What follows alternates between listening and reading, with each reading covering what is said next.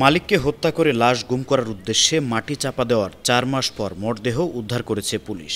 গ্রেপ্তার করেছে ৩ ঘাতককে। গ্রেপ্তারকৃতরা স্বীকার করেছে টাকা লেনদেন নিয়ে বিরোধের জেরে তারা এমন অপকর্ম করেছে।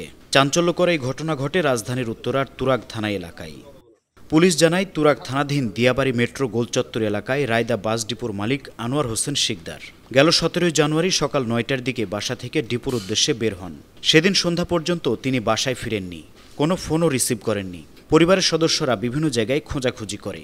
পরদিন থানায় একটি জিডি করেন তার স্ত্রী শিউলি আক্তার। জিডির তদন্তকালে পুলিশ ধারণা করে আনোয়ারকে হত্যা করা হয়েছে। পরে সম্ভাব্য হত্যাকারীদের শনাক্ত করা হয়। রোববার ২৫শে মে দুপুরে আশুলিয়া এলাকায় অভিযান চালিয়ে কালাম ও শাকিল নামে দুজনকে গ্রেপ্তার করে তুরাগ থানা পুলিশ।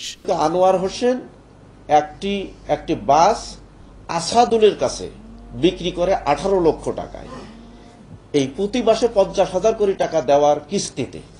কিন্তু এভাবে আসাদুল প্রায় ১২ লক্ষ টাকা পরিশোধ করেছে। শেষ পর্যায়ে এসে জনক আনোয়ার হোসেন, যিনি হত্যাকাণ্ডের শিকার হয়েছেন, আনোয়ার হোসেন শিকদার, তিনি একটা ডেডলাইন দিয়েছেন যে ১৭ই জানুয়ারি ২০২৫ তাকে টাকা দিয়ে দিতে হবে, বাকি টাকা বাসের। যদি না দিতে পারে তাহলে তার বাসটি সে নিয়ে নেবে এবং তার যে আগে ১২ লক্ষ টাকা দেওয়া আছে, এই ১২ লক্ষ টাকা ফরফিট হয়ে যাবে। এটি আরেকটা ইস্যু হচ্ছে যে সবুজ নামে যে ওখানে আরেকজন নাইট গার্ড ছিল এবং সে বাসও চালাইতো, সেও ২.৫ লক্ষ টাকা ইয়ের কাছ থেকে, আনোয়ার হোসেনের কাছ থেকে ধার নিয়েছিল।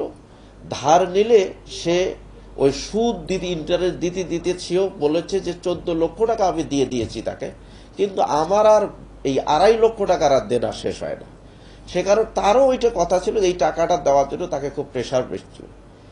এই সব কারণে তো এই আসাদুল, সবুজ এবং তাদের যে আসাদুলের সাথে যে আপনার সাজ্জাদ, তার একজন ভাগ্নে, তারপরে হচ্ছে শাকিল, কালাম, সকলে মিলে তারা এই হত্যাকাণ্ডটি ঘটায়।